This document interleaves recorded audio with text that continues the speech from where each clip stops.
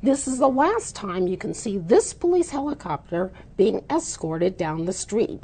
It's heading to its new home at the Police Museum in historic City Hall, and it's taking lots of good memories with it. It's the Phoenix Police Department's first helicopter. Oh, it's coming home. She's going home. She's going to have a place to stay at the Phoenix Museum. Being the first helicopter we ever had, we purchased it in December 31, 1973, and that'll be there for everybody to look at. There were times when I was on the department, when I was a sergeant in auto theft, a chief pilot, one of the pilots, Swayze, years ago was flying this one, and he asked me to go up and check on some stolen recoveries in the mountain. And so I did go with him, and I think that was the only trip I took with it. Scared me half to death, man. He dropped that thing right down off the mountain, down on the ground, and I didn't think we'd be able to do that, but we did. What do you want the community to know about 9666F? Well, I want them to know that several lives were saved during the big flood back in the 77. This one and another helicopter went and pulled people out of the river bottom one at a time while the observer got out and sat there. He started out waist deep.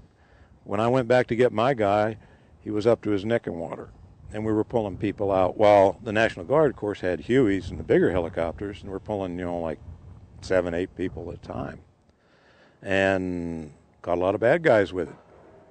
So she's worth every bit we paid for her. Back in the day, choppers had manual controls.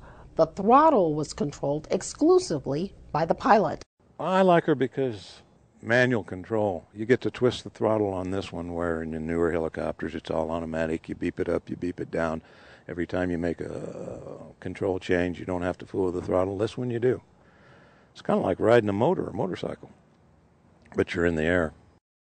This 30-plus-year-old aircraft weighs 1,100 pounds. It was purchased by the Phoenix Air Patrol Unit from the U.S. government's Boneyard for retired Army helicopters. It was rebuilt for police. It has been consistently in service, and it was also used as a training tool until it was retired. And what we found is if we don't preserve these things and save them, they're gone forever. We just don't have them anymore. So it's just a neat thing that the city allowed us to receive this helicopter, donated it to the museum, and now we have it where kids, adults, police officers, police employees can now come down and see part of our history. In the spring of 2012, you can come to the Police Museum to see this fantastic piece of history. But since you're watching now, enjoy this sneak preview.